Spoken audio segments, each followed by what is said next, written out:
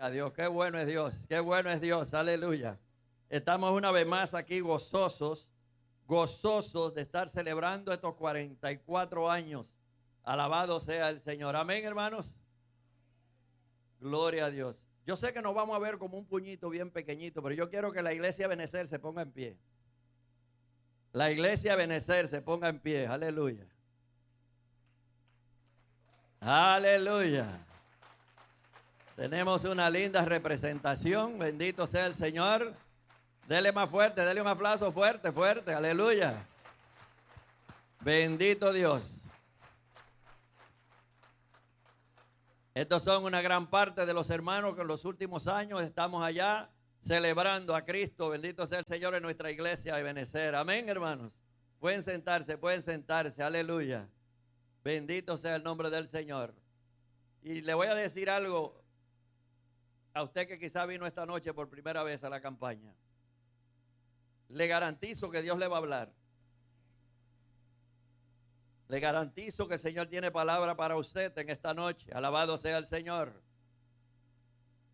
Wow, qué poco dijeron amén. Aleluya. Bendito sea el Señor. Yo quiero entonar una alabanza esta noche antes de entregar al predicador.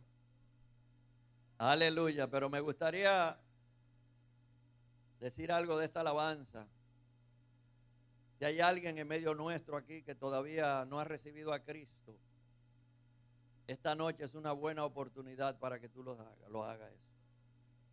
Le entregue tu corazón a Jesucristo. Él abrió sus brazos, extendió sus manos para ser clavada en una cruz, para cargar tus pecados y los míos. Derramó su sangre para limpiarnos de toda maldad y de todo pecado. Y esa sangre sigue teniendo la misma efectividad de hace más de 2000 años. Quiero entonar esa alabanza que titula Dos Manos.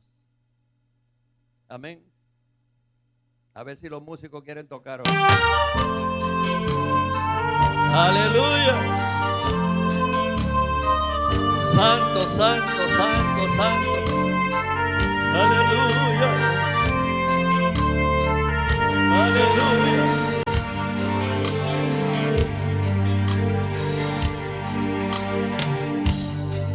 Hay dos manos extendidas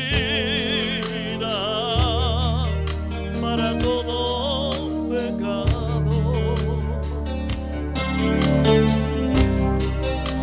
Que siente el alma herida y quiere hallar comprensión.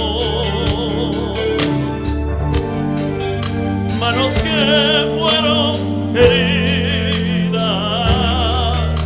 por mi causa en una cruz, y esas manos extendidas son las manos de Jesús.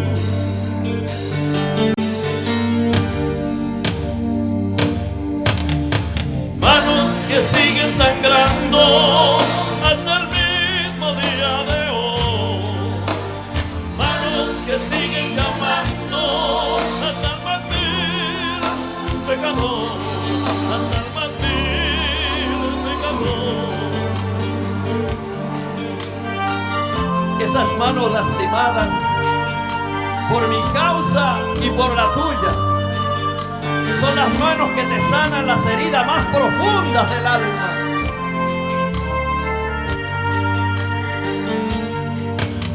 Si quieres darme la mano, puedes hacerlo ahora mismo.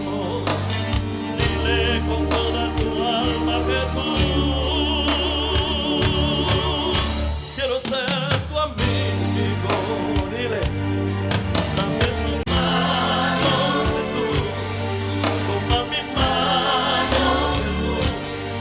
Dame tu mano, Jesús, toma mi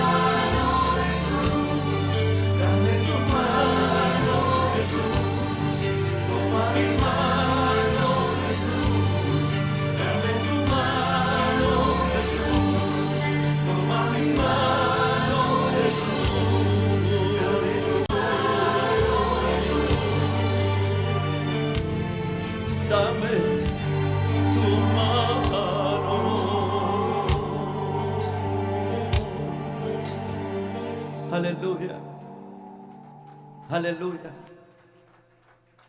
Dame tu mano, Jesús. Solamente tienes que decirle eso esta noche.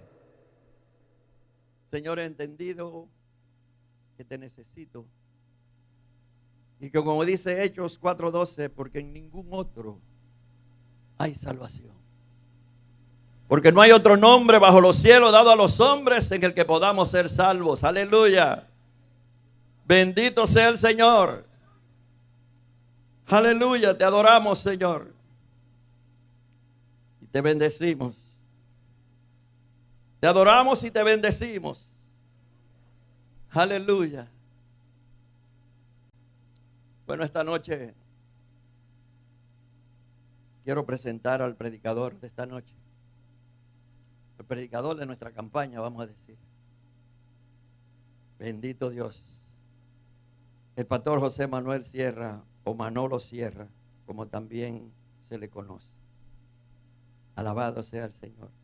Para aquellos que no vinieron anoche, nació el 2 de octubre del año 1961. Entregó su vida a Cristo siendo muy joven. Al poco tiempo recibió el llamado del Señor para servirle en su obra. Por lo que inmediatamente estudió en el Seminario Teológico de Las Palmas, en Gran Canaria, graduándose el día 31 de mayo de 1981. Desde entonces comenzó su ministerio como evangelista en diferentes lugares en España y Argentina, junto a su esposa Elena y sus hijas Priscila y Miriam. En obediencia al llamado que el Señor puso en su corazón, se trasladó junto a su familia a las Islas Canarias, donde fundó el Centro Evangélico Vida Nueva en Santa Cruz de Tenerife, el cual sigue pastoreando hasta el día de hoy. Alabado sea el Señor. Pastor Manolo Sierra siempre se ha caracterizado por ser un hombre apasionado por el estudio e investigación de las Sagradas Escrituras, incluso llegando, a dominar el hebreo bíblico. Su principal anhelo es favorecer a que el mayor número de personas posibles sean capaces de alcanzar un nivel superior de conocimiento del Señor a través de su palabra.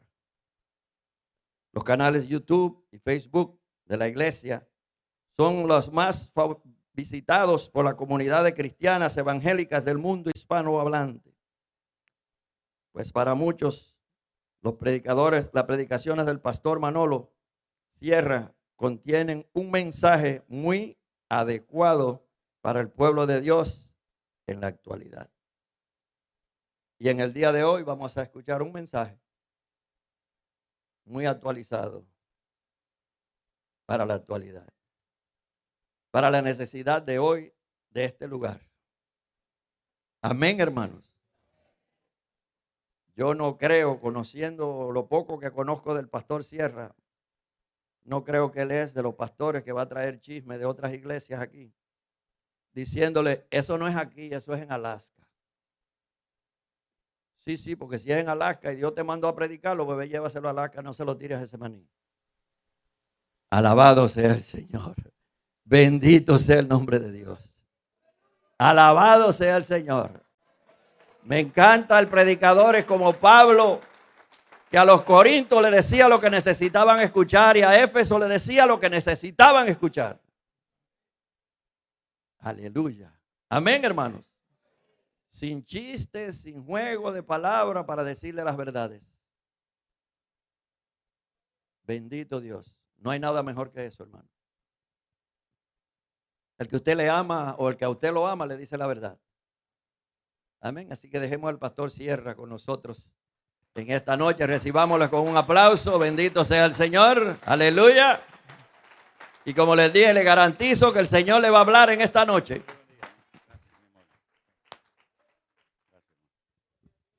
Ustedes sí que son una congregación de fe. No, les voy a decir por qué. Porque aún no he dicho ni media palabra y ya me están aplaudiendo. A ver si al final aplauden. Hermanos queridos, es, como dije en el día de ayer, una bendición, un privilegio el poder estar con todos ustedes en esta tarde. Estoy acompañado de mi esposa también, Elena. con la cual llevamos 40 años casados. Nos conocimos cuando yo estaba en el ejército. La vi solamente 20 días antes del matrimonio. Tuvimos 7 meses por carta y por teléfono. No existía WhatsApp, no existían los celulares, Facebook, YouTube. Ustedes dirán, pero este hombre, ¿cuándo nació? ¿En el siglo XVIII? ¿Cuándo?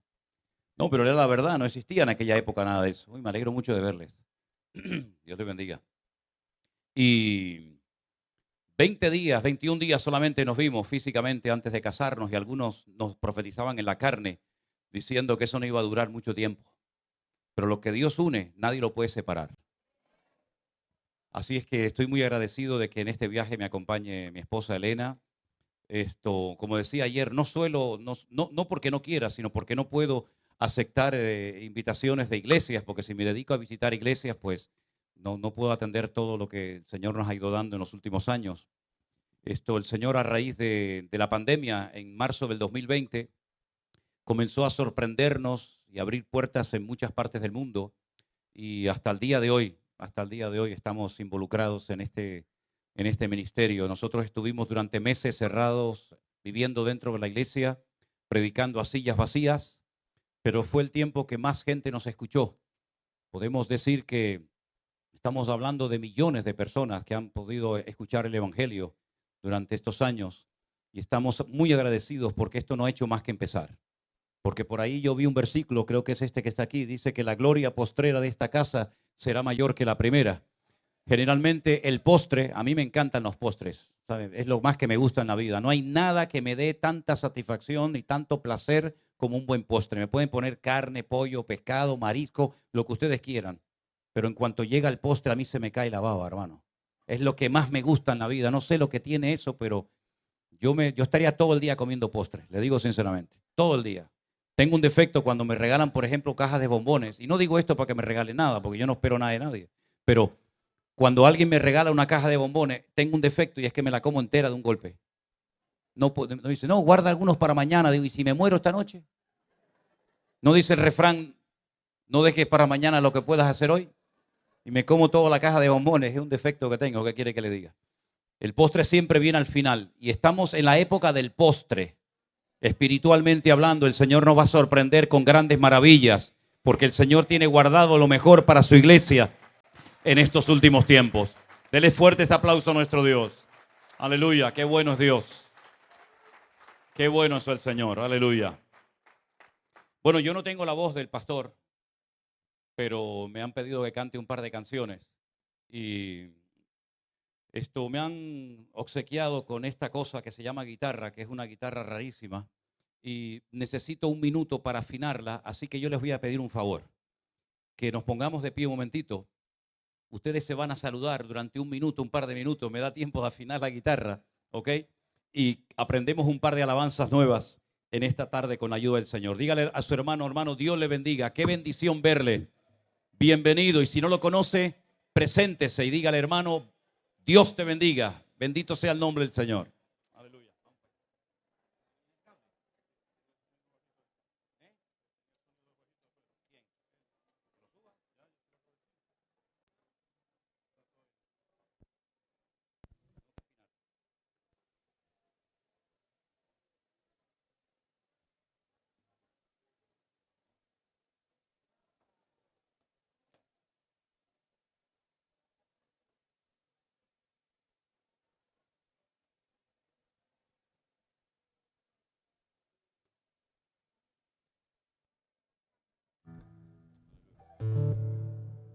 Mira, tal vez sería bueno que el muchacho de la batería, no sé, sí, que nos acompañara.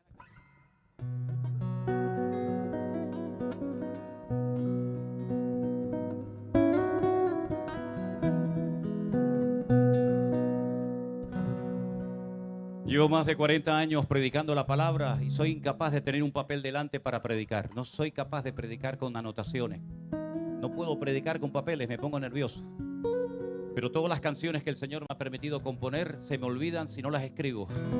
Y por eso traigo la carpeta con las letras, porque no me acuerdo de las canciones que compongo. Así que este es el motivo por el que tengo esta carpeta delante de mí en esta noche. Vamos a aprender unas alabanzas nuevas. Algunos tal vez las conocen. Vamos a poner la letra de esa canción que dice que no es el momento para volver atrás, sino para seguir adelante. Amén, hermanos.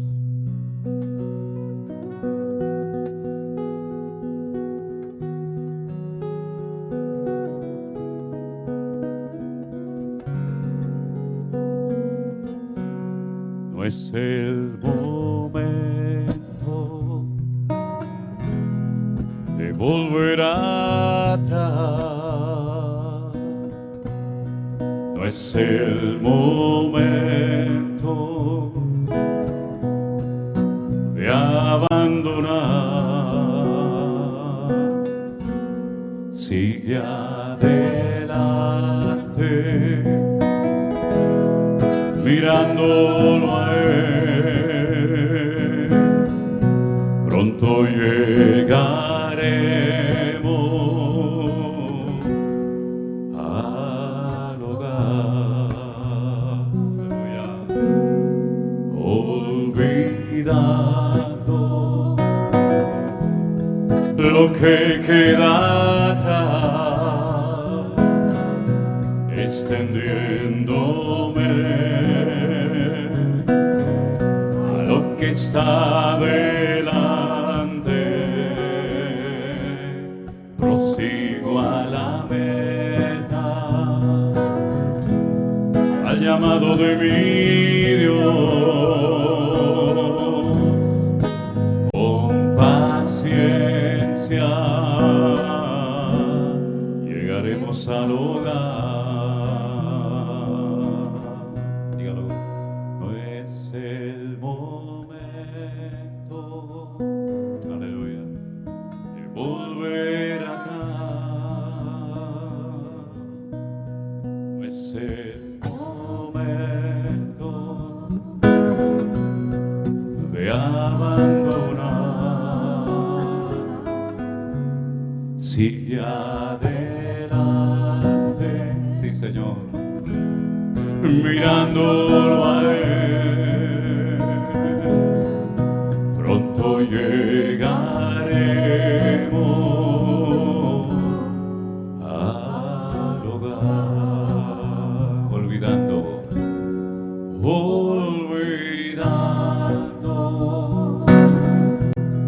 lo que queda atrás, extendiéndome a lo que está delante.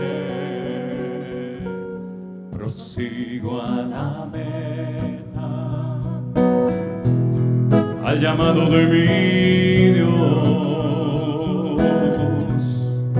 con paciencia llegaremos al hogar.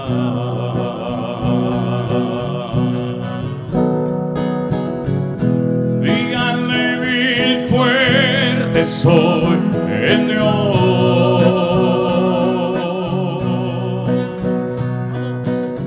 En Cristo yo soy más que vencedor.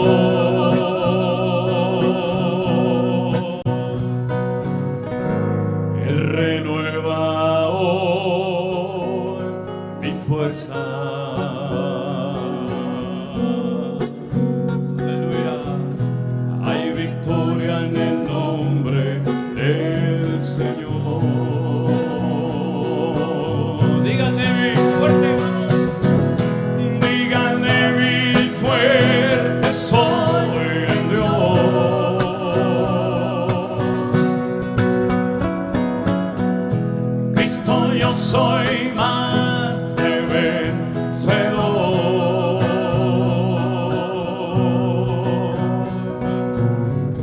Él renueva hoy mi fuerza.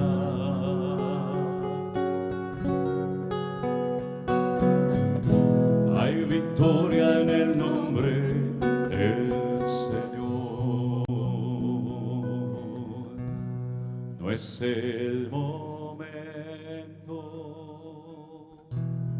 de volver atrás, no es el momento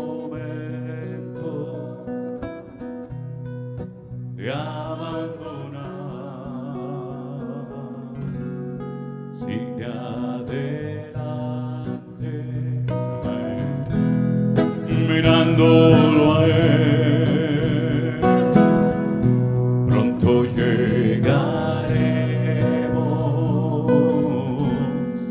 al hogar, olvidando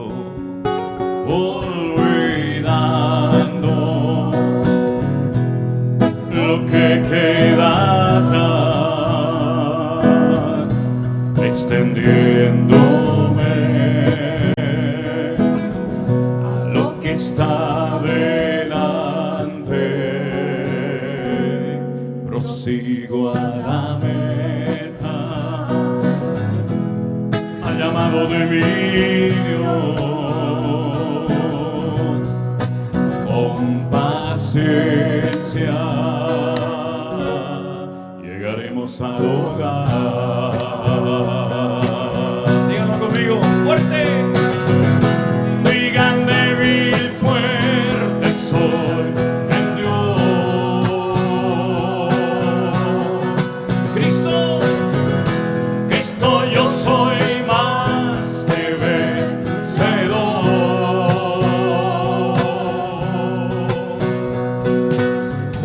Él renueva hoy mi fuerza.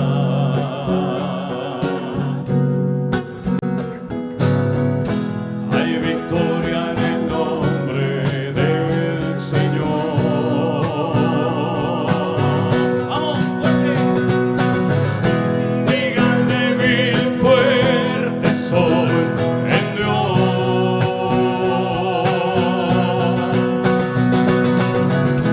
Cristo, yo soy más que vencedor.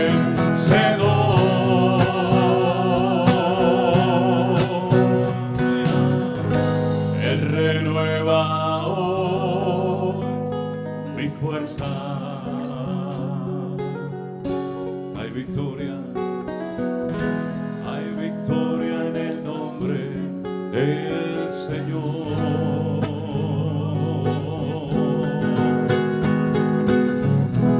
Hay victoria en el nombre del Señor.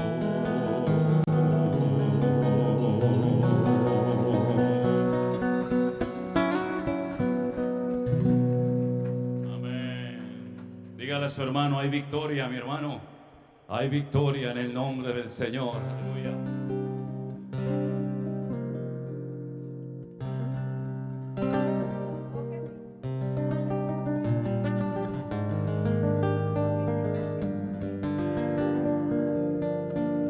Vamos a aprender el coro de esta canción.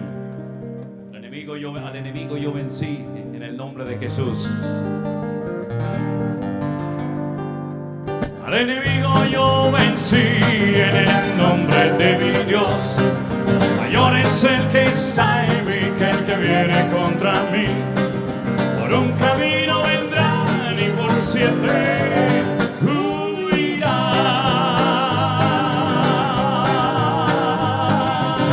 Dígalo conmigo, vamos.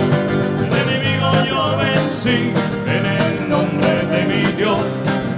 Mayor es el que está en mí que el que viene contra mí. Por un camino vendrán y por 7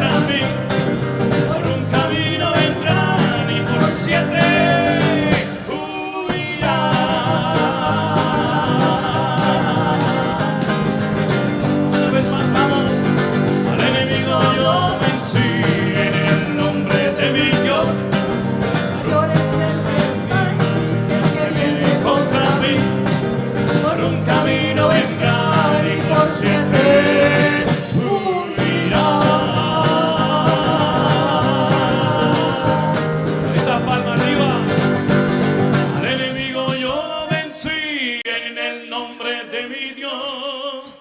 Mayor es el que está en mí que el que viene contra mí. Por un camino vendrán y por 7 huirán. Una vez más, iglesia, fuerte, dígalo.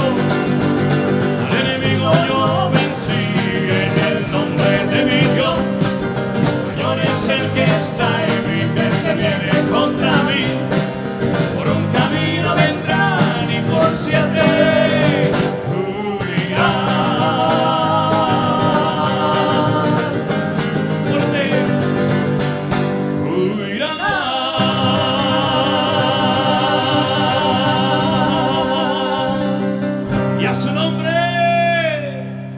aplauso al Rey de Reyes y al Señor de los Señores.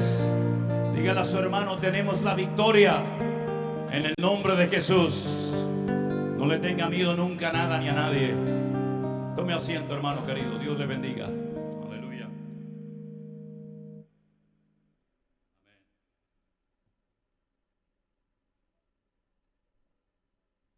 Gracias, mi hermano, pero hoy querías trabajar poquito, ¿no? Te oí flojito. Otro día. Hermanos queridos, para mí ahora es el momento más importante del culto. Porque es el momento en el que ya nosotros no vamos a hablar, ni a pedir, ni a cantar. Es el momento en el que Dios va a hablar. Porque yo creo que cada vez que abrimos la palabra de Dios, Dios le habla a la iglesia. El problema no es que Dios hable o deje de hablar de una manera u otra. El problema es que muchas veces estamos tan distraídos y tan ocupados que no tenemos tiempo para oír la voz de Dios.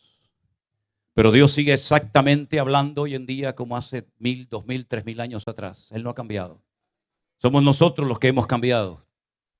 Algunos se han acomodado, se han aburguesado, se han acostumbrado a vivir una vida religiosa, rutinaria y monótona. Pero Dios sigue hablando y dice la Biblia que el que tiene oídos, que oiga lo que el Espíritu Santo le tiene que decir a la iglesia. Y aquí hay iglesias, aquí hay pueblo de Dios en esta tarde. Por lo tanto, Él tiene algo que decirnos a nosotros. Claro que sí, no nos quepa la menor duda. Porque nuestro Dios, como dije anoche, no es como los ídolos de las naciones que tienen boca y no hablan, oídos y no oyen, pies y no caminan, sino todo lo contrario, nuestro Dios habla. El problema es que a veces habla de una manera que algunos no le entienden, están como en otra frecuencia. Pero Dios viene hablando desde el principio de los tiempos. Siempre ha hablado y lo seguirá haciendo. Y dice la palabra del Señor que las cosas invisibles de Él, como su eterno poder y deidad, se hacen claramente visibles desde la creación del mundo, siendo entendidas por medio de las cosas hechas, de modo que no tienen excusa. El apóstol Pablo, por inspiración divina, dijo que Dios se ha dado a conocer a través de los tiempos, desde el tiempo de la creación. Y el que ha querido entender y conocer a Dios ha tenido oportunidad. Pero dice la Biblia que algunos no aprobaron a Dios en sus vidas, sino que lo expulsaron, lo echaron.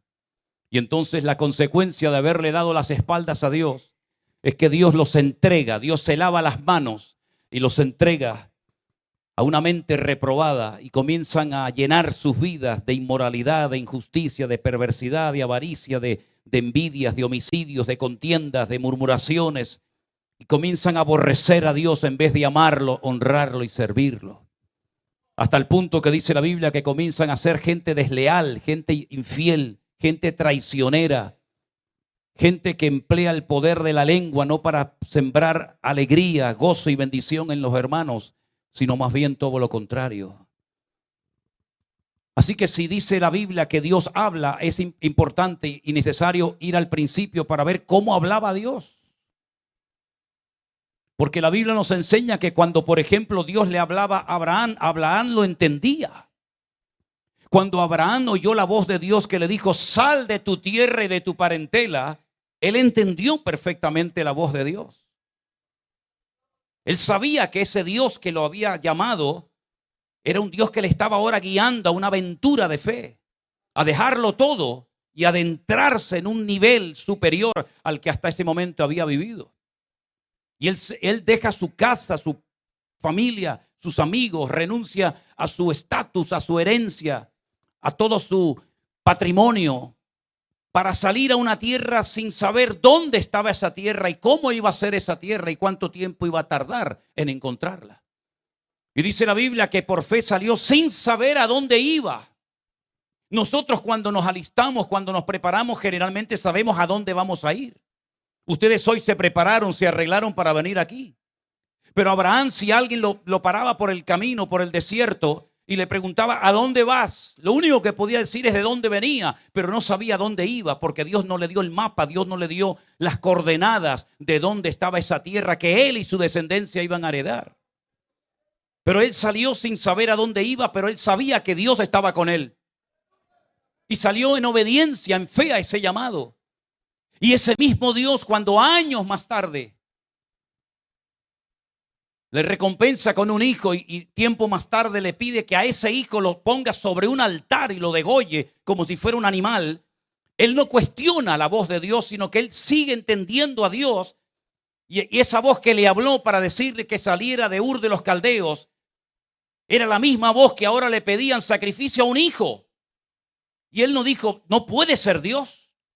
Dios nunca ha pedido un sacrificio humano a nadie. ¿Cómo Dios que me ha dado el hijo de la promesa ahora me lo pide en sacrificio? Él no pregunta, él no duda, él no cuestiona a Dios, sino que él entiende la voz de Dios. Porque Dios siempre ha hablado, el problema es que algunos no han querido oírle, o si le han oído, no han querido más bien obedecerle.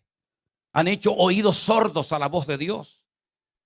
Dice la Biblia que en el Nuevo Testamento, el día que el Señor Jesucristo era bautizado en las aguas del río Jordán por Juan el Bautista, el Padre Dios habló y dijo, este es mi Hijo amado en el cual tengo complacencia.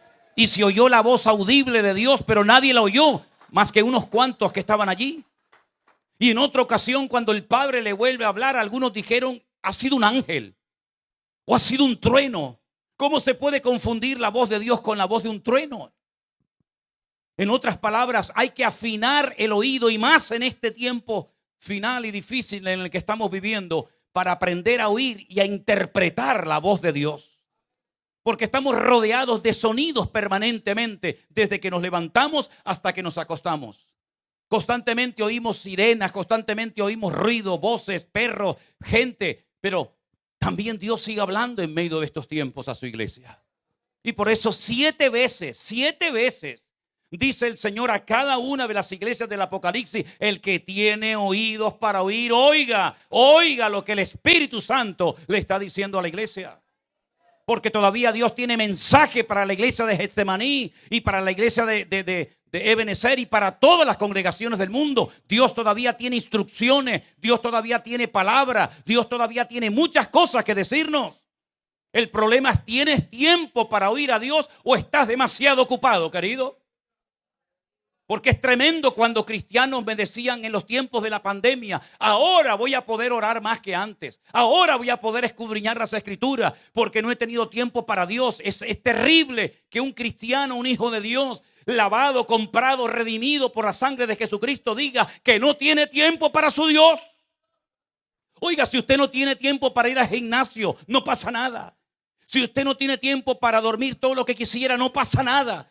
Si usted no tiene tiempo para ver la televisión o estar tonteando en internet hablando con gente que no conoce de nada, no pasa nada. Pero que usted no tenga tiempo como cristiano para oír a su Dios es una tragedia. Porque para Dios siempre hay que tener tiempo, mi querido hermano. Él tiene que ser lo primero en nuestra vida. Y si no es lo primero en nuestra vida, es que estamos mal, queridos hermanos. Si comenzamos a leer la Biblia desde el principio como cualquier libro, aunque la Biblia no es cualquier libro, evidentemente, nos vamos a encontrar que la primera revelación de ese Dios desconocido, pero que habla y se quiere dar a conocer, es muy interesante en el libro del Génesis. Los libros del Antiguo Testamento, y digo Antiguo Testamento que es una expresión que yo suelo usar muy poco, casi nada, porque yo creo que es lo peor que podemos decir, en el sentido de que un testamento lo hace un señor que se va a morir y para que no se peleen los herederos hace un testamento. Y Dios no hizo ningún testamento porque Él no se va a morir nunca. En otras palabras, sería un pacto, ¿no? Pero un testamento, y después se arrepintió y hizo otro. Entonces quedamos, ¿era este o era el otro? Así que en el antiguo pacto, Dios se da a conocer por primera vez en la historia con un nombre poco conocido, pero que hay que explicarlo, hay que entender por qué Dios utilizó ese nombre cuando comenzó a poner en orden la creación y comenzó a dar órdenes con su palabra para darse a conocer como creador. El primer versículo de la Biblia empieza diciendo: en el principio creó Dios los cielos y la tierra. Y fíjese qué incoherencia tan grande, lo mal que se tradujo el versículo 2, que dice que esa tierra que Dios creó estaba desordenada y al mismo tiempo vacía. Esto es una incongruencia. Porque si yo entro en este salón y está totalmente vacío, no está ni desordenado ni ordenado, está vacío. Pero ahí aparecen dos palabras que no aparecen en el texto original en hebreo: desordenada y vacía. ¿En qué quedamos? ¿Está vacía? No está desordenada ni ordenada. Pero es lo que aparece en nuestra Biblia. Pero el cura español llamado Casidoro de Reina, nacido en Sevilla, que fue perseguido por la Santa Inquisición en España y tuvo que huir a Alemania y posteriormente a Suiza, él no interpretó ese texto como desordenada, sino dijo desadornada. La tierra estaba desadornada, no había adornos, no había sol, no había luna, no había plantas, no había pájaros, no había nada, no había adornos. Y Dios después, poquito a poco, lo fue poniendo a cada uno en su sitio. Pero es interesante notar que los libros en el Antiguo Testamento, en el Antiguo Pacto, reciben un nombre diferente a los nombres que tenemos nosotros en nuestras Biblias. Porque en nuestra Biblia nosotros llamamos al primer libro de la Biblia el Génesis. Pero en hebreo se llama el libro de Bereshit porque es la primera palabra que aparece, que tiene 7 letras. Y yo me pegué 3 meses estudiando esa palabra, 3 meses estudiando una sola palabra de la Biblia. Porque son palabras compuestas. Y dice en el texto original: Bereshit bara Elohim et hashamayim vet haaretz. Y el primer nombre que conocemos de Dios, si empezamos a leer la Biblia desde el principio, es un nombre que se pronuncia Elohim. ¿Y quién es ese Elohim? Porque ese nombre que Dios utiliza para crear, para darse a conocer como creador del universo, de todo lo que existe, es un nombre que se utiliza para otras cosas también en la Biblia. Por ejemplo, ¿cuántas veces hemos utilizado a la hora de hablarle a una persona acerca del tema de la idolatría? Éxodo capítulo 20. Éxodo capítulo 20 es un capítulo que, por lo menos en mi época, cuando testificábamos a gente con un trasfondo católico, para mostrarle que la idolatría es abominación ante los ojos de Dios, sacábamos los 10 mandamientos, pero no los del catecismo, que no tienen nada que ver con los de la Biblia. Porque los mandamientos del catecismo, y yo fui monaguillo y me crié en colegios de cura toda mi vida, tanto en Venezuela como en España, los primeros mandamientos no coinciden con los de la Biblia. Y cuando digo la Biblia me refiero a cualquier Biblia, la Nácar Colunga versión católica, la Reina Valera versión evangélica, todas las Biblias del mundo dicen lo mismo. Con el pequeño matiz o diferencia de que los católicos llaman a Dios Yahvé y nosotros le llamamos Jehová, pero dice exactamente lo mismo. No tendrás dioses ajenos delante de mí, dice el primer mandamiento. En hebreo dice, escuche bien esto: Lo yiyeh leja Elohim ajerin al panay. No te pondrás dioses delante de tu rostro, delante de tu cara. Pero acaban de oír otra vez el nombre Elohim. Pero no dice Génesis 1:1 que Elohim, Dios creó los cielos y la tierra. ¿Por qué en Éxodo capítulo 20 se emplea el mismo término, la misma palabra, para decir no tendrás dioses ajenos delante de mí? Es que realmente el nombre Elohim es un nombre masculino en número plural. El género es masculino, pero es tan plural porque en hebreo todo lo que termina en in, una pequeña letra llamada yod con mensofit, siempre es plural masculino. Nosotros para convertir una palabra en castellano o en español en singular simplemente le añadimos una S. ¿Usted tiene una casa? Sí, pero tiene varias, póngale una S al final, ya tiene casas. ¿Usted tiene un carro? Póngale una S al final, ya tiene carros. Usted tiene un libro, sí, pero tiene varios libros, entonces póngale una S y ya pasó del género de singular a plural. Ahora tengo libros. En hebreo, para poner masculino plural, se pone la terminación in. Y el primer nombre que aparece en la Biblia para Dios termina en in, Elohim. Luego es un Dios masculino con pluralidad. Y por eso cuando dice no tendrás dioses ajenos delante de mí, tienen que utilizar otra vez la misma palabra, Elohim, porque la traducción literal de Elohim es dioses. Así que tendríamos que leer: en el principio dioses creó los cielos y la tierra. Eso significa de que hay varios dioses. En absoluto, al Señor tu Dios adorarás y a Él solo servirás. No somos como los romanos, como los griegos politeístas que tenían un montón de dioses: el Dios de la guerra, el Dios del amor, el Dios del vino, el Dios de esto, el Dios de aquello. Tenemos un solo Dios, pero ese Dios, cuando se da a conocer y oímos su voz por primera vez en la obra creadora de los primeros 2 capítulos de la Biblia, encontramos que ese Dios es un Dios plural.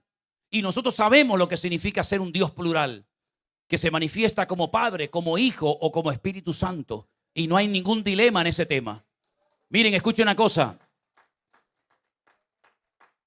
Yo soy padre de 2 hijas, pero también soy hijo al mismo tiempo.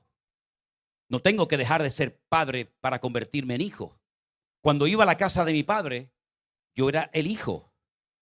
Pero cuando estoy con mis hijas, yo soy el padre de mis hijas. Es decir, soy padre e hijo al mismo tiempo.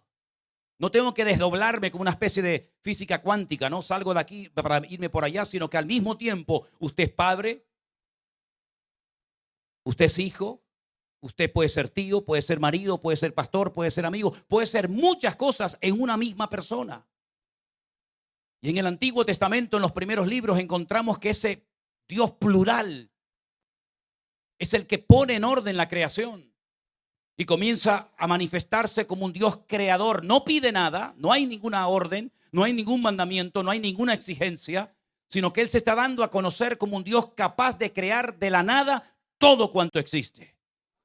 Todo lo que vemos no es producto de la casualidad ni de una evolución, de un proceso evolutivo, porque de la nada no sale nada. Todo lo que vemos es producto del poder y de la intervención de nuestro Dios como creador y como diseñador del universo. El reloj que usted lleva sería un disparate de que usted dijera que ese reloj se creó solo. Que se encontraron por ahí una serie de piezas y se juntaron, se pusieron de acuerdo y salió ese diseño de ese reloj. Todo lo que vemos hoy en día tiene forma, tiene diseño y tiene un propósito y tiene un objetivo que realizar. Este púlpito no se creó solo, alguien lo diseñó, alguien le dio esta medida, esta altura, esta anchura, esta profundidad. Todo lo que vemos en nuestra vida y tenemos, todo tiene un diseño y todo tiene un principio y un fin. Pero nuestro Dios fue el que le dio forma y diseño a todo lo que vemos y puso todo en su sitio. Y esa fue la primera manifestación, lo primero que vemos de Dios en la historia bíblica es que Él es capaz de crear estrellas con el poder de su palabra. Y es capaz de decir, sea la luz, y fue la luz. Aunque no creó el sol hasta el 4.º día. Pero el primer día ya había luz. ¿Qué luz era? Es difícil entender esto, ¿verdad? Porque si dijo sea la luz el primer día y el 4.º día fue cuando hizo el sol, ¿de dónde salía la luz entonces?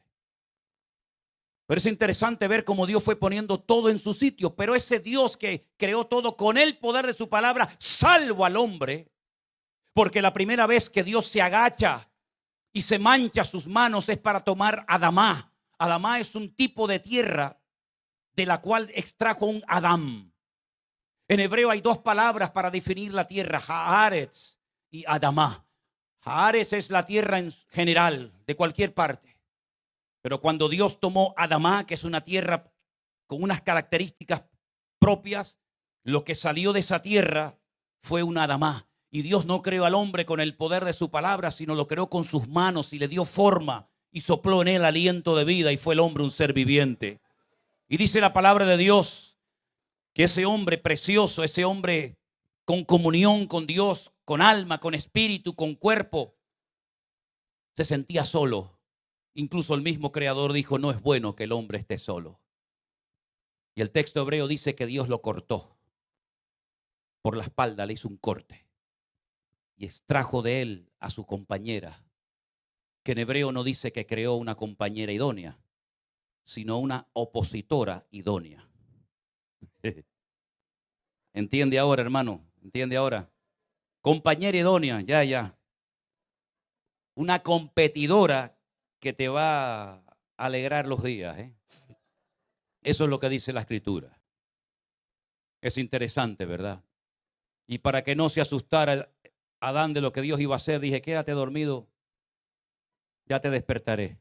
Adán habrá dicho, ojalá me hubiera quedado más tiempo dormido, ¿no? Pero bueno. Pero Juan, el apóstol Juan, siglos, mucho tiempo más tarde, dice que esa palabra que Dios hablaba, y esto es algo que nos golpea la mente de una forma tremenda porque nunca lo hemos visto. Esa palabra que Dios pronunciaba y que se materializaba en cosas, esa palabra toma forma humana y se encarna y dice que su palabra o el verbo se hizo carne y habitó entre nosotros y vimos su gloria, gloria como del unigénito del Padre. Tremendo. Una palabra hecha carne, increíble, en la figura del Señor Jesucristo. Y por eso cuando Cristo hablaba, las cosas cambiaban porque el poder de Dios está en su palabra. Y por eso dice, id por todo el mundo y predicar el evangelio, la palabra de Dios, porque la gente no se va a convertir si no escuchan, si no se exponen ante la espada del Espíritu que penetra, ¿verdad? Y saca a la luz todo lo oculto y todo lo que no agrada y honra al Señor.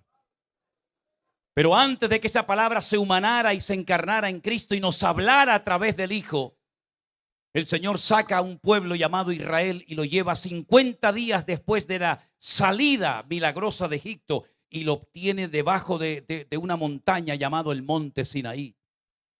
Y allí Moisés sube y por primera vez en la historia, la palabra de Dios ahora se puede escribir y se puede leer. Y no le ha llamado a usted nunca la atención que un pueblo de esclavos, un pueblo que estuvo en la opresión en Egipto durante muchísimo tiempo, fuera capaz de leer y de escribir. Es interesante notar que en Israel nunca ha existido gente analfabeta.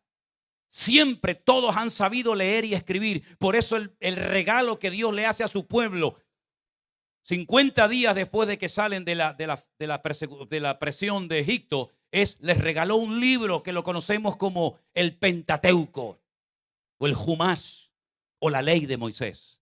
Los primeros 5 libros de la Biblia, Génesis, Éxodo, Levítico, Números y Deuteronomio. Ahora esa palabra no solamente la podemos oír de los labios de Dios, sino que ahora la tenemos en nuestro propio idioma y podemos conocer la palabra. Y esa palabra nos habla y nos ministra y nos calienta el alma y nos inspira. ¿Con qué limpiará el joven su camino? Con guardar tu palabra. Y lámpara es a mis pies tu palabra y lumbrera mi camino. Y esa palabra la tenemos en nuestros propios idiomas, hermanos. Y quiero decirle que cada vez que usted abra su Biblia, detrás de esta Biblia hay mucha sangre y muchas vidas que tuvieron que ser sacrificadas para que esta Biblia, en nuestro idioma, nos llegara a nuestras manos. Aquel sacerdote católico se reunió una noche en un monasterio de la Cartuja en Sevilla y se reunieron todos los curas que sabían leer y escribir y conocían las lenguas bíblicas como el hebreo y el griego, y tuvieron que hacer una reunión porque la Santa Inquisición estaba matando a diestra y a siniestra en España y en muchas partes del mundo. Incluso fueron capaces de venir a Latinoamérica, como por ejemplo el Perú, y también fueron a México y a otros lugares. Esa noche decidieron algunos huir, escapar de España, escapar de la muerte. Otros decidieron quedarse. La historia cuenta que todos los que se quedaron fueron quemados en la hoguera y murieron. Los que huyeron decidieron hacer 2 grupos. Uno va por un camino y otro por otro. Se agarran a uno que por lo menos el otro escape. Uno de esos sacerdotes que huyó se fue a Suiza. Posteriormente se fue a Alemania, donde conoció a Martín Lutero. Y viendo la revolución, el impacto que estaba produciendo en Alemania y en Europa la traducción de la Biblia, él decidió, y el Espíritu Santo sin lugar a dudas puso en su corazón el deseo de traducir la Biblia al castellano antiguo, el castellano de Cervantes. Y lo hizo. Pero ¿y ahora cómo llevamos la Biblia a España? ¿Ahora cómo la llevamos? La gente no sabe leer y escribir. Estamos hablando de hace muchos siglos atrás. Y comenzó a orar y pedir sabiduría de parte de Dios para que aquellos pocos ejemplares de la Biblia pudieran traspasar la cordillera de los Pirineos y poderse poner en manos de personas de la nobleza, condes, duques, etcétera, que eran los únicos que sabían leer y escribir en aquella época. Y hablaron con un tal Julianillo, un hombre pequeñito y jorobado que transportaba toneles, barriles de vino en unas mulas y cruzaba los Pirineos frecuentemente. Y metió dentro de esos barriles ejemplares de la Biblia, pero tenía que orar Julianillo para que cuando se lo diera a alguien no lo traicionara y no le dijera a la Santa Inquisición que estoy trayendo la Biblia a España. Y lo hizo durante mucho tiempo hasta que finalmente lo atraparon y lo quemaron vivo en la hoguera. Y hermanos queridos, quiero decirles que detrás de cada letra, detrás de cada parábola, detrás de cada profecía, detrás de cada palabra de esta palabra de Dios, ha habido hermanos nuestros que dieron su vida y derramaron su sangre para que la palabra de Dios llegara hasta nuestras manos. Y es un privilegio poder tener toda la palabra de Dios en nuestras manos, desde el Génesis 1:1 hasta el Amén de Apocalipsis. Y es un libro que no cansa, es un libro que no caduca, no hay que añadirle nada, no hay que quitarle nada, está completa. La palabra de Dios fue inspirada por el Espíritu Santo de Dios. Un espíritu tan poderoso y tan revelador, que dice Romanos capítulo 8 que si el espíritu de aquel que levantó a Cristo de los muertos mora en vosotros, Él también vivificará vuestros cuerpos mortales por su espíritu que os fue dado. En otras palabras, es un espíritu de poder, de amor y de dominio propio. Es un espíritu que glorifica a Cristo, que toma cosas de Cristo y nos las hace saber. Por eso el Señor dijo: os conviene que yo me vaya, porque si yo no me fuese, el Consolador no vendría. Pero yo rogaría al Padre para que os envíe el Consolador, para que esté con vosotros para siempre. Él tomará de lo mío y os lo hará saber, y Él os recordará todo lo que yo os he enseñado. Y ese espíritu es el que ahora en el creyente mora permanentemente. Por eso nosotros no tenemos que ir a un punto en particular, como por ejemplo los judíos llevan siglos, 2 milenios, orando cada día, mañana, tarde y noche, vestidos de negro porque están de luto. Porque su anhelo es tener el Bet Hamikdash, la casa santa, el lugar donde Dios vuelva a poner su gloria. Pero el apóstol Pablo dijo, inspirado por ese espíritu: no quiero que ignoréis que ahora vuestros cuerpos son el templo del Espíritu Santo de Dios, el cual mora en vosotros.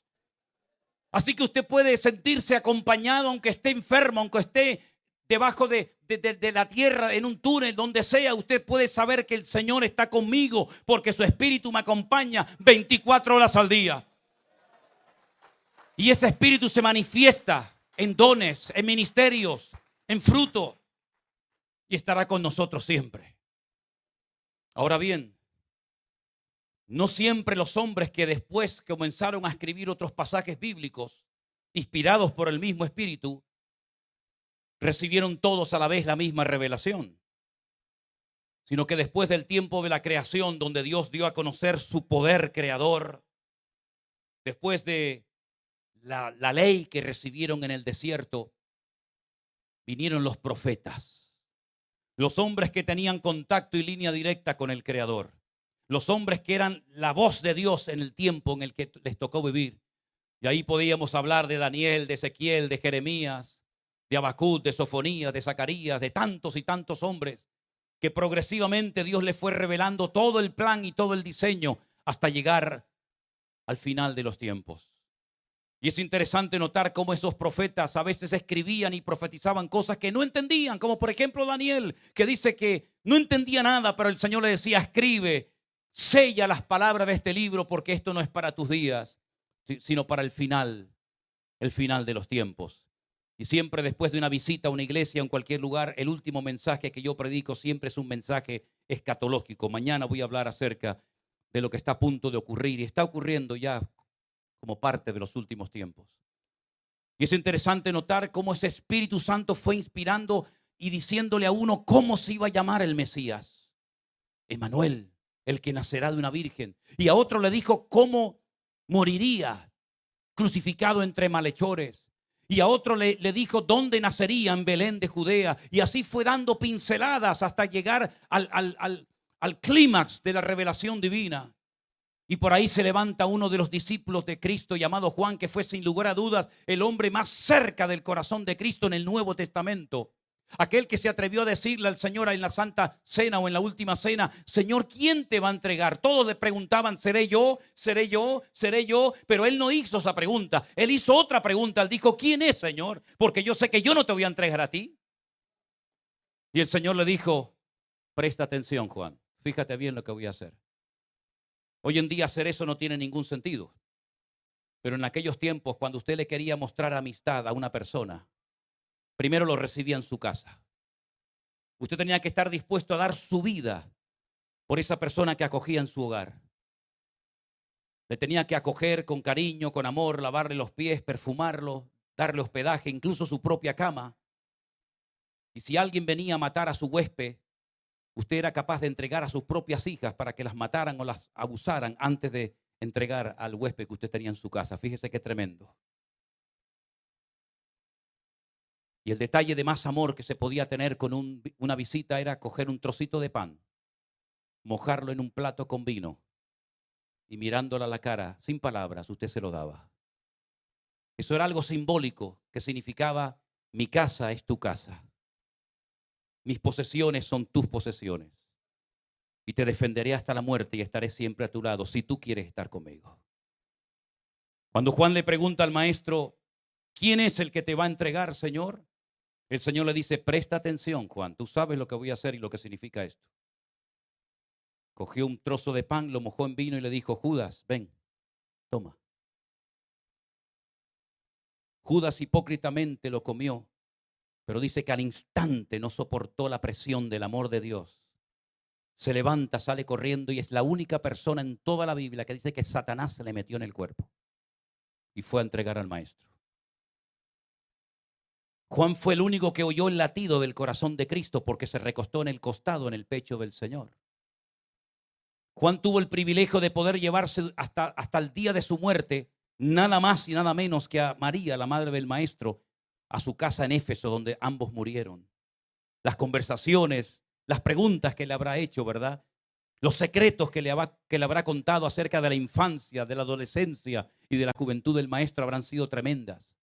Y cuando Juan, el Señor le pone en su corazón a escribir un evangelio, sabe tantas cosas del Señor, sabe cosas que ningún discípulo sabe, ha oído conversaciones que nadie ha oído. Él decide escribir un evangelio y por eso el evangelio de Juan es diferente al de Mateo.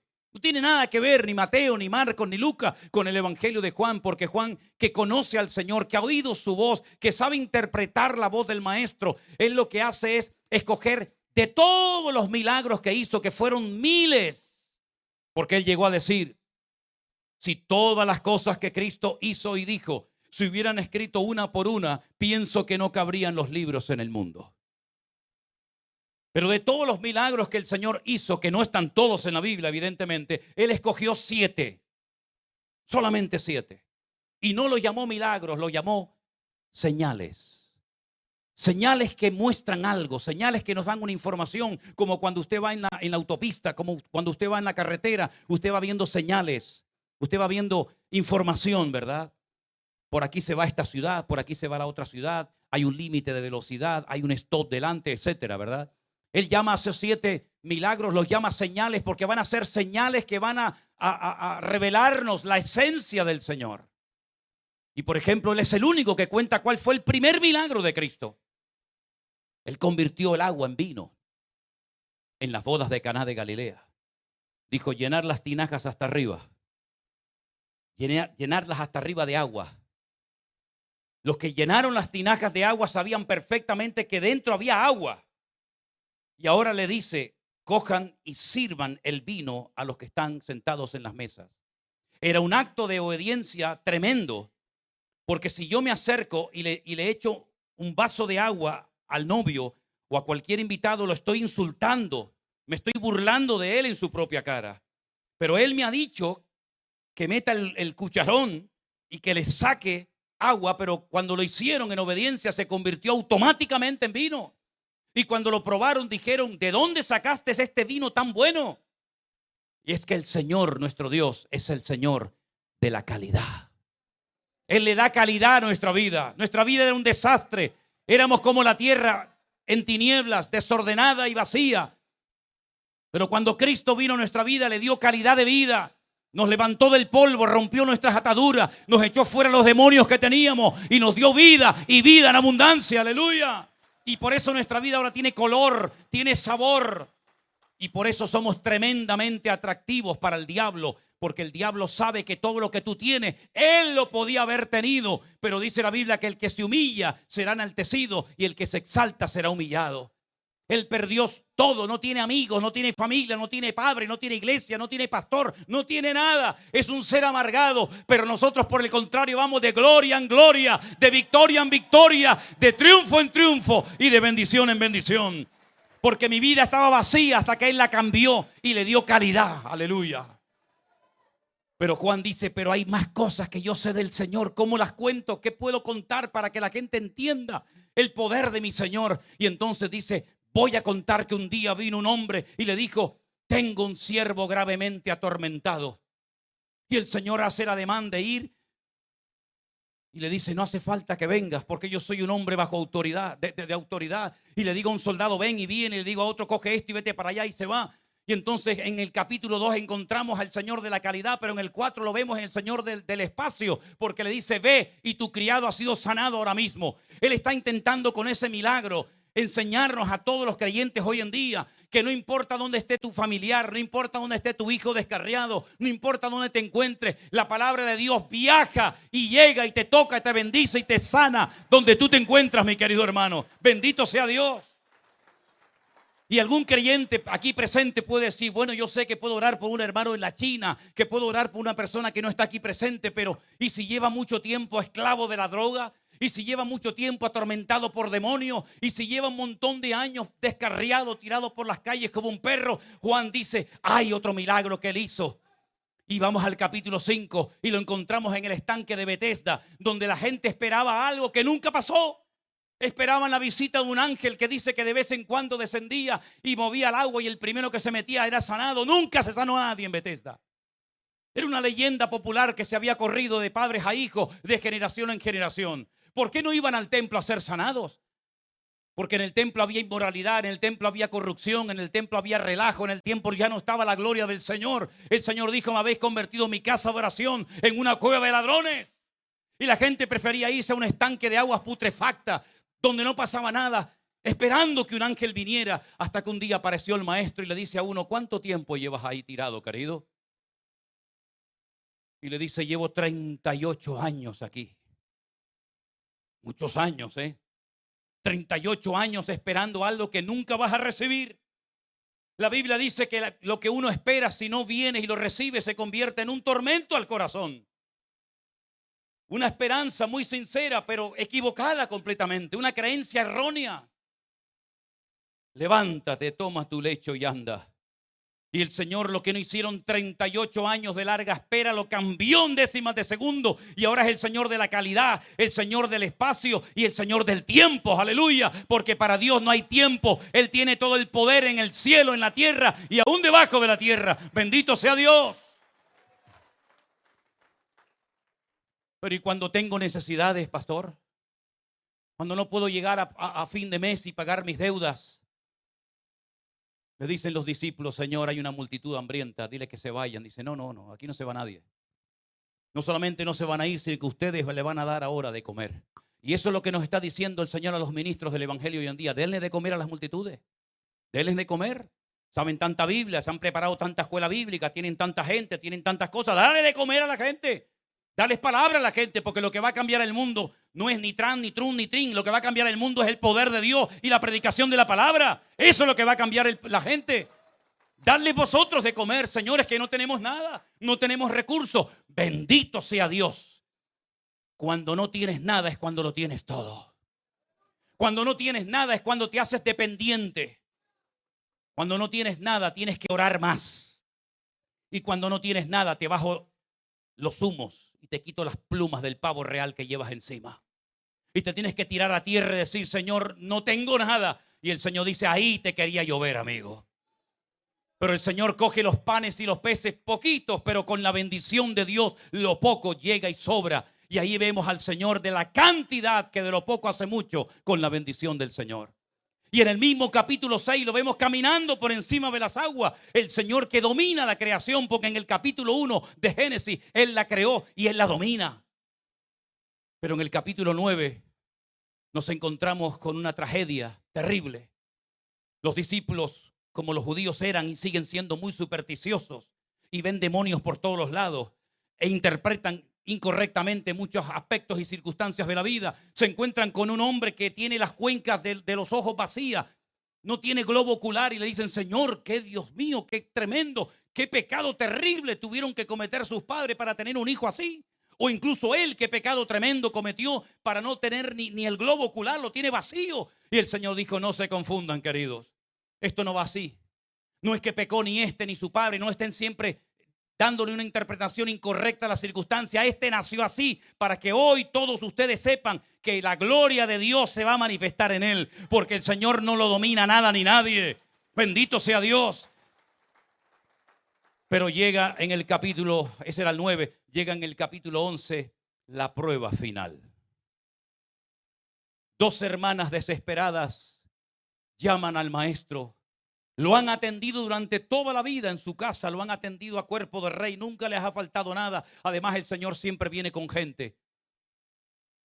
Y usted sabe que cuando uno llega a la casa, le dice a la esposa: vengo con 7 amigos que van a comer, te va a decir: ven un momentito, vamos a hablar a la habitación. Dice: ¿qué estás haciendo? ¿A quién has traído?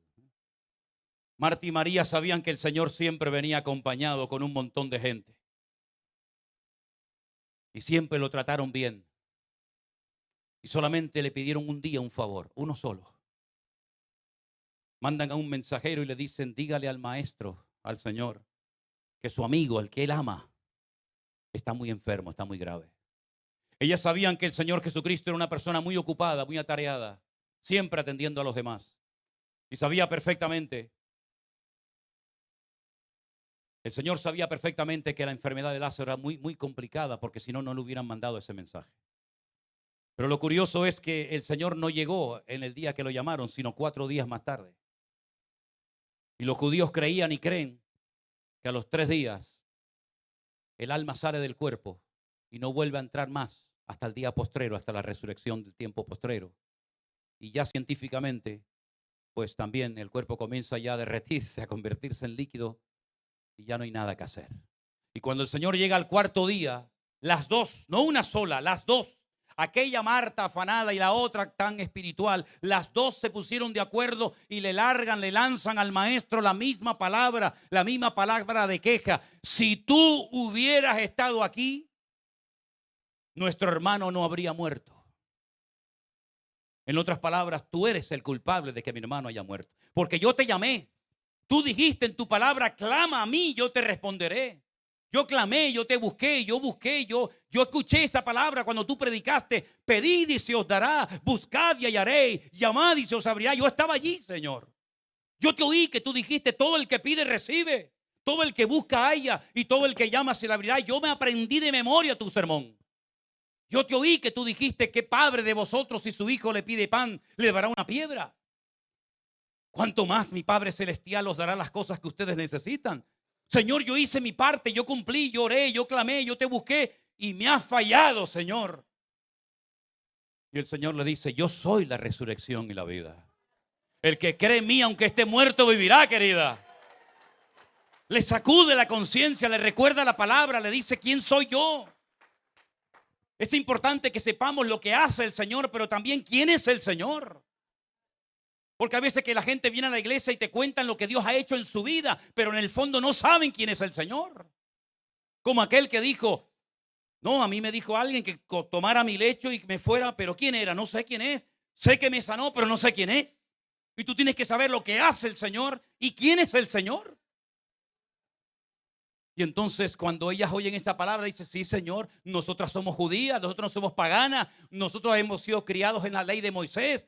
Nosotros sabemos que nuestro hermano y todas las personas resucitarán en el día postrero. Y Jesús dijo: no, yo no hablo del día postrero, yo hablo de hoy. Vamos al cementerio.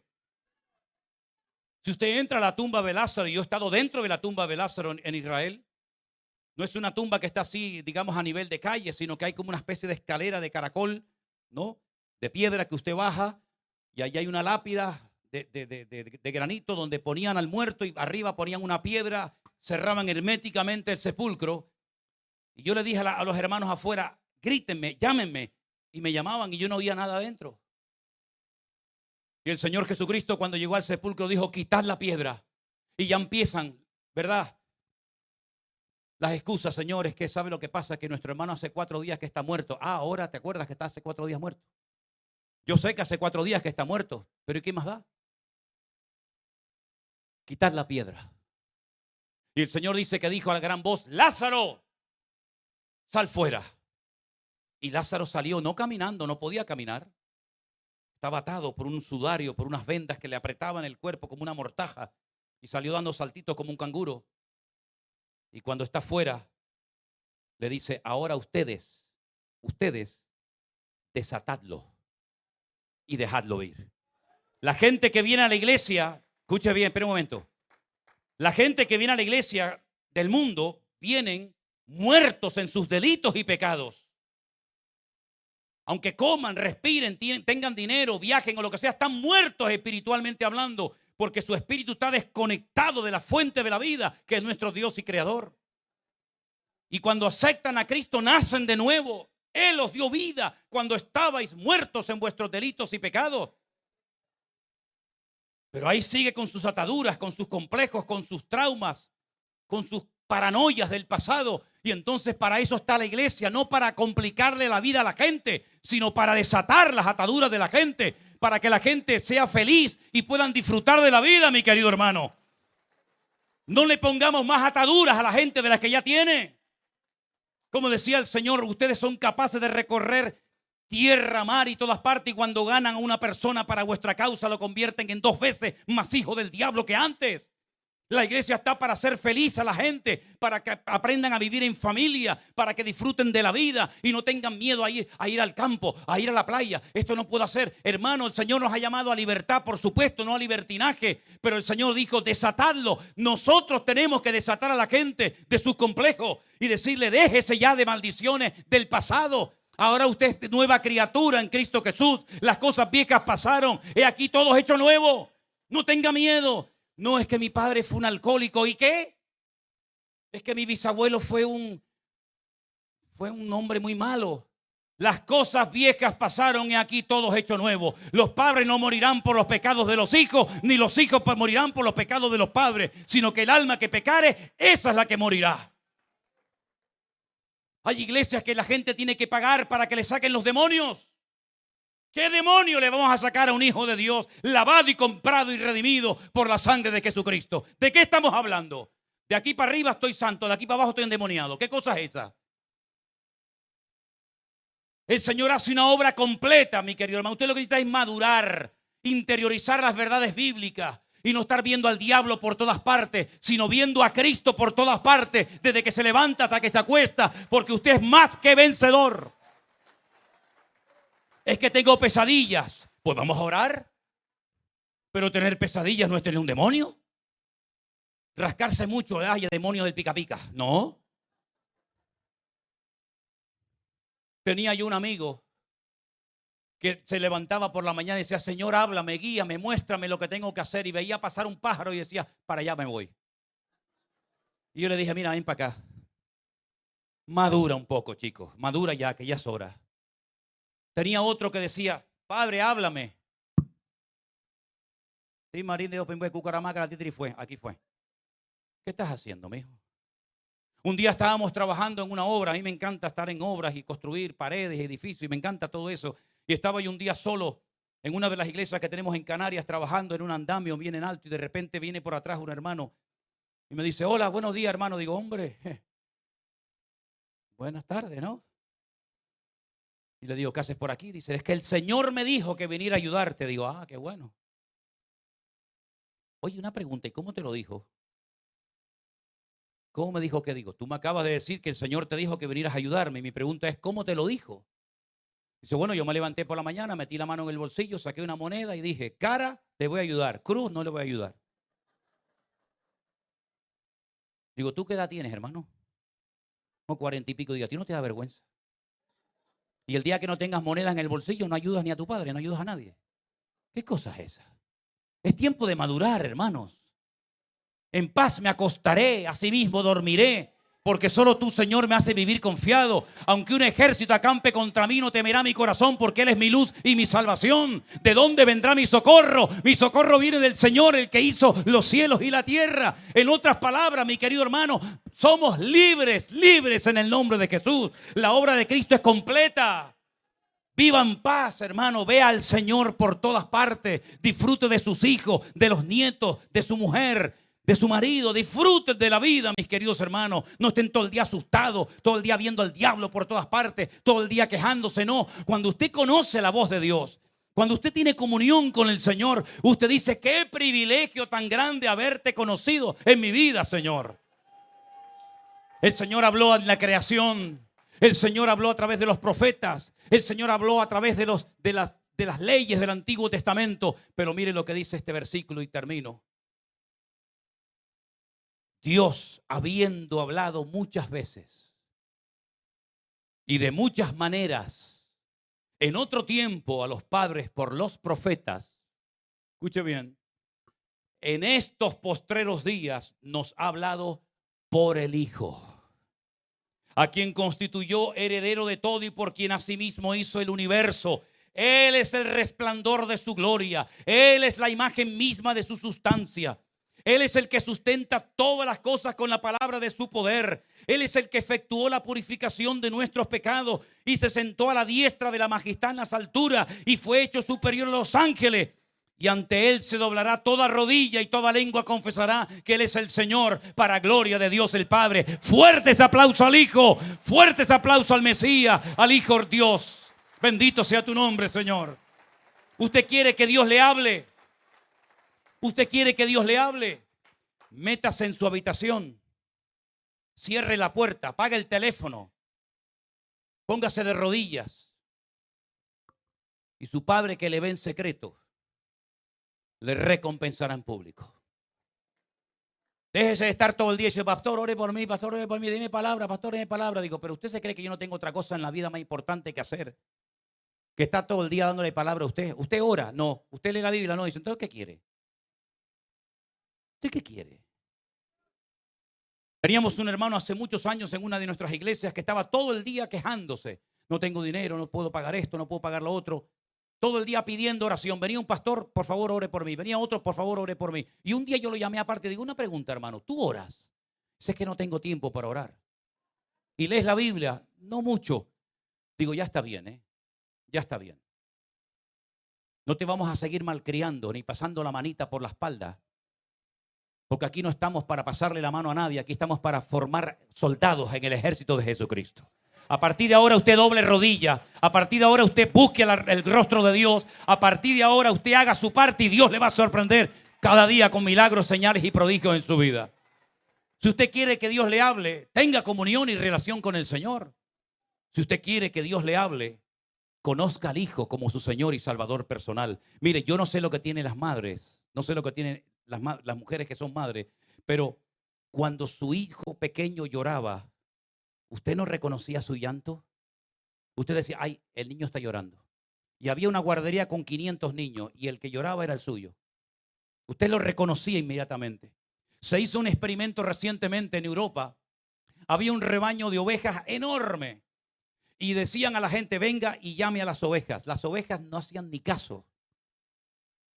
Pero en el momento en el que aparecía el pastor de las ovejas, el pastor hacía un mínimo gesto, una pequeña exclamación, y las ovejas inmediatamente venían corriendo porque conocían la voz de su pastor.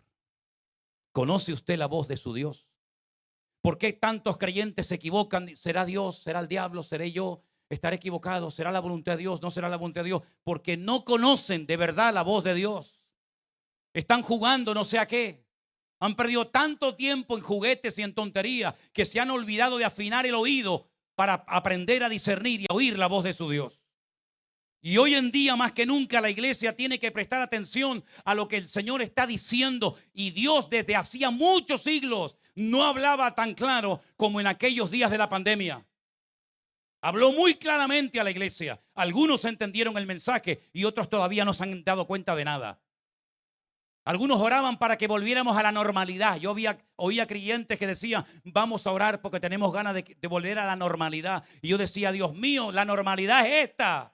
Esta es la normalidad. Tener tiempo para orar, tener tiempo para la familia, tener tiempo para leer tu palabra. Esta es la normalidad. Debería ser lo normal y no todo lo contrario. Hay creyentes que llegan a la cama tan cansados después de haber trabajado todo el día que no tienen tiempo para orar, pero dicen, Señor, bendíceme, guárdame todo. Amén. Pero ¿cómo va usted a vivir una vida cristiana de esa forma tan mediocre, tan pobretona, tan anoréxica, espiritualmente hablando? Usted tiene que meterse en la palabra, conocer al Señor, dialogar con Él, sentir su presencia, hermano, prepararse cada día. Y no vivir una vida de aventura espiritual, sino de seriedad, de honestidad, de santidad, de orden, de obediencia en el Señor. Después se quejan si no les salen las cosas como ellos querían. Pero es que tienes que romper tu agenda, querido. Tu vida la tiene que organizar el que te compró. El que te compró tiene todos los derechos de tu tiempo, de tu familia, de tus posesiones, que es el Rey de Reyes y Señor de los señores, mi hermano. Dios sigue hablando hoy en día, claro que sí. Pero ¿saben que en hebreo oír significa obedecer? Es lo mismo. Lishmoa, lishmoa. El que tiene oídos para oír, obedezca. Se tradujo en castellano por el que tiene oídos para oír, que oiga, pero se podía haber traducido perfectamente también, porque es un verbo polivalente. El que tiene oídos para oír, obedezca lo que el Espíritu está diciéndole a la iglesia. ¿Usted está dispuesto a obedecer las órdenes que el Señor le da o no quiere que nadie le mande? Porque hay gente que es así, a mí nadie me manda. ¿Cómo que nadie te manda? ¿Ya no vivo yo? Cuando te bautizaste, ¿te acuerdas cuando te bautizaste? ¿Te acuerdas dónde fue y quién lo hizo? ¿Qué estabas diciendo ese día, hermano y hermana? Quiero morir. Quiero morir a mi antigua vida, a mis pasiones, a mis deseos, a mis caprichos, a mis tonterías. Quiero morir a mi pasado y quiero vivir solamente para Cristo. Eso fue lo que me transformó a mí la vida. Yo no creía en iglesia, no creía en pastores, no creía en Biblia, no creía en nadie. Habían demonios en mi vida que me atormentaban permanentemente. Y cuando yo llegué por primera vez a una iglesia y me predicaron del hijo pródigo, al principio me enfadé muchísimo. Porque pensé que mi madre le había ido con el cuento al pastor y le había contado toda mi vida, que era un hijo rebelde, que había robado, que había no sé qué. Y ella me decía, no, mamá, yo te prometo que yo no le dije nada. Y yo no le creía. Y después me di cuenta de que era el Señor el que me estaba hablando ese día. Cuando yo ese día entendí que alguien en el universo se había humanado, se había encarnado y había venido a este mundo y había llevado el peso de mi pecado, de mi culpabilidad, de la basura que llevaba por dentro, y se lo había llevado a una cruz y había muerto en mi lugar en una cruz y lo habían metido en una cueva, en un sepulcro durante 72 horas. Aparentemente se había terminado todo, ya no hay milagros, ya no hay sanidades, ya no hay liberaciones, ya no hay nada. Ahí te quedas. Pero que al tercer día le salió, perdonen, el tiro por la culata al diablo, porque la piedra no pudo detenerlo, sino que él resucitó victoriosamente por la eternidad. Cuando yo entendí aquello, cuando yo fui capaz de entender que alguien había ocupado mi lugar, que había muerto en una cruz y que había resucitado al tercer día, yo me dije a mí mismo, ya sé a lo que me voy a dedicar hasta el día que me muera. Le voy a contar a todo el mundo esto que ha sucedido. Porque esto es lo más grande que un ser humano puede hacer en esta vida, y es servir al Señor. Mi padre me decía, pero Manolo, ¿y de qué vas a vivir? La obra en España es muy pequeña, las iglesias apenas crecían en aquellos años. Había muy poca obra. ¿De qué vas a vivir? Saca una carrera, haz unos estudios, aprende un oficio primero. Me metían una cosa, me metían otra, porque si te fallas, me decía él, si te falla la obra, por lo menos podrás vivir de tu profesión. Y yo le decía, papá, ¿cómo me va a fallar el Señor? Dios no me va a fallar. Un empleado puede perder su trabajo, un empresario puede perder su empresa, pero yo nunca perderé mi trabajo, porque la mies es mucha y los obreros son pocos. Y llevo más de 40 años sirviendo al Señor y prácticamente nunca o casi nunca le pido al Señor cosas materiales. Pero el Señor no para de sorprendernos. Mira, hemos comprado por fe una finca en Alicante, en España. Porque el sueño que yo tuve durante años era poder tener un lugar para hacer campamentos, retiros, para que pastores con pocos recursos puedan irse con sus esposas y su familia a desconectarse y a descansar un poco, renovarse espiritualmente. Y el Señor nos ha concedido ese lugar hermoso. Pero era una finca que hacía más de 4 años y medio que estaba totalmente abandonada. Había que pintar, había que arreglar muchísimas cosas. Y yo le dije, Señor, si tú nos das ese lugar, yo sé que tú cuando empiezas una obra la terminas. Raro es el día, créame, raro es el día que no llama a alguien, que no nos escribe a alguien, o para ir a ayudar allí a trabajar, o con una ofrenda para poder comprar cemento, arena. Hoy tuve que dar 3.300 euros a uno de nuestros pastores para comprar 14 colchones, camas, almohadas y montones de cosas. Y Dios nos sorprende de una forma tremenda. Aún no había empezado el culto y una hermana se me acercó y me dice, hermano, esta ofrenda que ni la he abierto, esta ofrenda es para la obra en Alicante. Estaba este verano trabajando, cortando árboles y limpiando el terreno. Y me llama nuestro pastor de San Francisco y me dice, pastor, le vamos a mandar una ofrenda de tanto dinero para la obra. Cuando hoy el pastor nuestro de Alicante me decía, hay que comprar camas, hay que comprar colchones, hay que comprar esto, hay que comprar lo otro. Digo, bueno, ¿cuánto vale todo esto? Y me dice, este dinero, 3.300 y pico de euros. Se me acercó un hermano esta mañana y me dice, esa ofrenda que te hace falta para eso, nosotros te la vamos a dar. Ese es el Dios que yo tengo, mi hermano. El Dios que me ve en secreto y me recompensa en público. Y ese Dios es el que en esta tarde está aquí llamando a la puerta de tu corazón. ¿Te atreves a entregarle tu vida a Él? ¿Te fías de Él? ¿Te fías de Él? ¿O dices, yo ya soy muy mayor? Pues como eres muy mayor, procura dedicar los últimos días que te quedan a servir al Señor, ya que no lo hiciste cuando eras joven. Es que soy muy joven. Gloria a Dios, tienes un montón de años teóricamente por delante. No pierdas el tiempo. Atrévete a hacerle esta oración al Señor y termino. A veces cuando digo termino, me olvido de que ya he dicho 3 veces voy a terminar. Pero atrévete a decirle esto al Señor. Señor, ¿qué quieres hacer con mi vida? Eso nada más. Señor, ¿qué quieres hacer con mi vida? Si tú haces esa oración, sinceramente, Dios te va a hablar. Pero puede ser que lo que te diga no te guste. Que no coincida tu voluntad con la de Él, haya un choque de voluntades. Pero te recuerdo lo que dice la palabra, que la voluntad de Dios es santa, agradable y perfecta. Y hoy el Señor nos está hablando a través de su palabra y a través de su Hijo que está aquí presente. No hagas oídos sordos, porque hoy es una oportunidad preciosa que el Señor te está dando para que tu vida cambie. Yo no sé cómo ha sido tu cristianismo, yo no sé cómo ha sido tu vida cristiana delante del Señor, porque no conozco prácticamente a la inmensa mayoría de ustedes. Por eso hablo con esta libertad. Pero lo que está bien claro es que tú tienes que madurar, porque los tiempos que se avecinan van a ser tiempos muy complicados y muy difíciles. Y el Señor está buscando hombres y mujeres y familias enteras consagradas y comprometidas con Él. Por eso está hablando y hablando y hablando y hablando. Y a mí se me entiende muy claro cuando hablo. No hay que ir a una universidad y decir, ¿qué dijo este caballero? Hoy el Señor está golpeando a tu corazón. No hagas oídos sordos ni te hagas el tonto, porque tú de tonto no tienes nada. Cierra tus ojos ahí donde estás y acepta el desafío que hoy el Señor te pone delante. Ven a Jesús, humillado, arrepentido, de verdad, de corazón, y deja que el Señor hoy transforme tu vida, tu familia, tu hogar.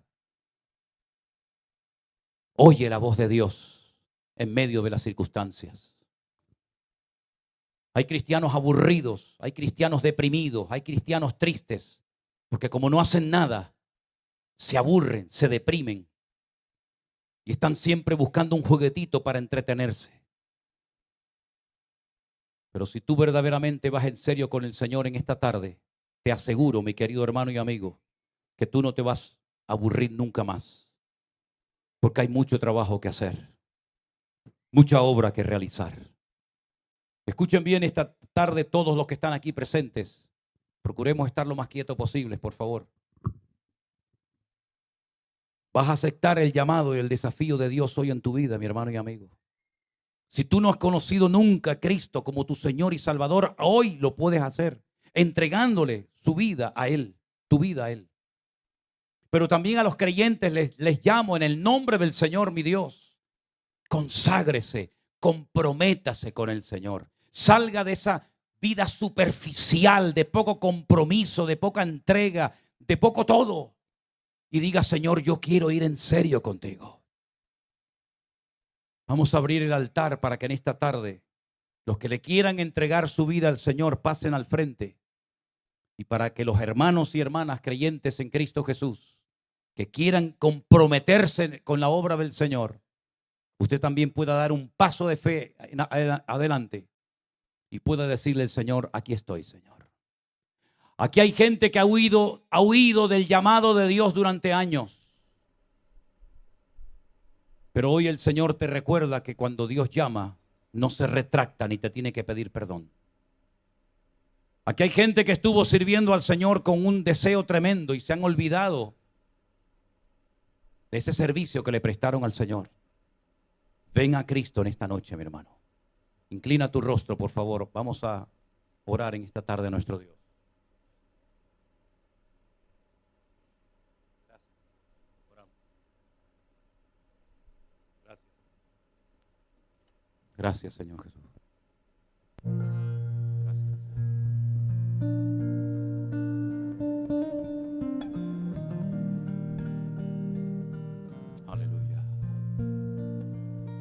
Toca corazones en esta tarde, Señor. Levanta jóvenes, Señor, que quieran servirte en tu reino, Padre. Si usted quiere responder al llamado del Señor, venga al frente en este momento mientras cantamos esta alabanza a nuestro Dios. Todos nos ponemos de pie, por favor.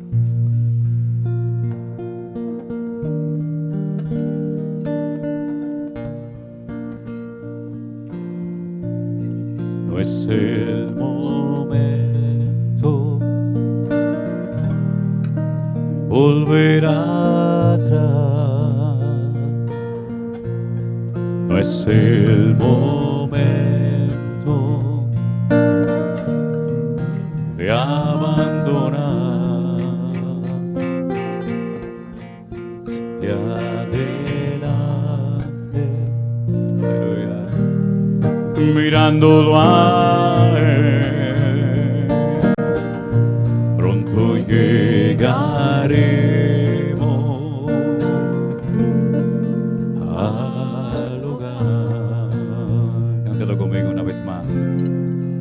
Olvidando lo que queda atrás, extendiéndome a lo que está delante, prosigo a la meta, al llamado de mi Dios. Con paciencia llegaremos al hogar.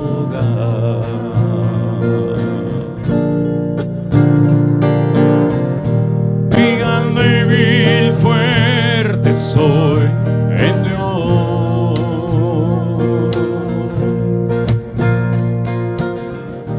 Cristo, yo soy más que vencedor.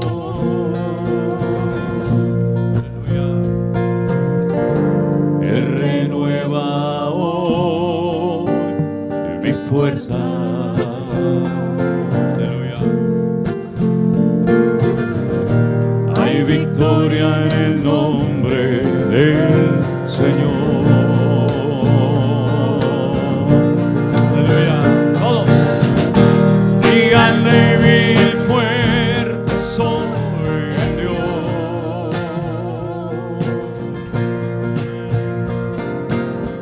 En Cristo yo soy más que vencedor.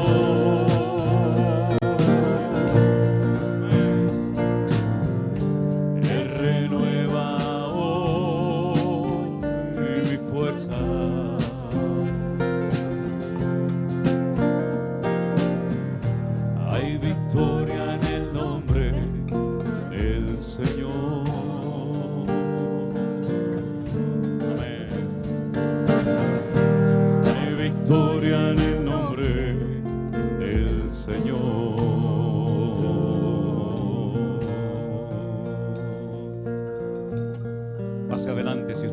tarde quiere poner en práctica la palabra del Señor, no tenga ningún temor, salga de su asiento y aquí estaremos orando juntos a nuestro buen Dios. Adelante, hermanos, hermanas. Aleluya. No es el momento de volver atrás. No es el momento de abandonar. Sigue adelante, mirándolo a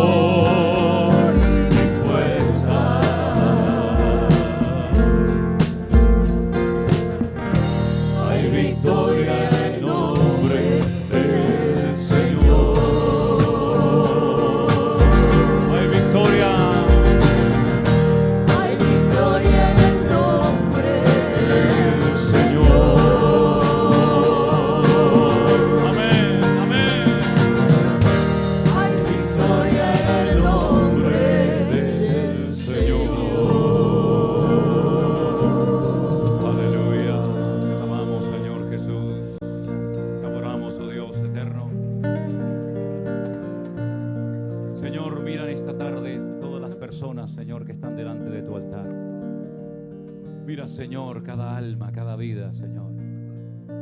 Estos jóvenes, estos hombres, estas hermanas.